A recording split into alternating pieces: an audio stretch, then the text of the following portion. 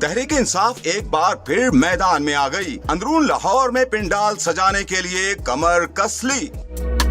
P T I نے Liberty چوک میں جلسہ کرنے کی اجازت مانگی تھی، تاہم ڈپٹی کمشنر لاہور نے اجازت دینے سے انکار کر دیا تھا، جس پر پی ٹی آئی نے عدالت سے رجوع کیا. لاہور ہائی کورٹ نے پی ٹی آئی کو متبادل جلسے کی جگہ سے متعلق 72 گھنٹے میں اجازت دینے کی ہدایت کی.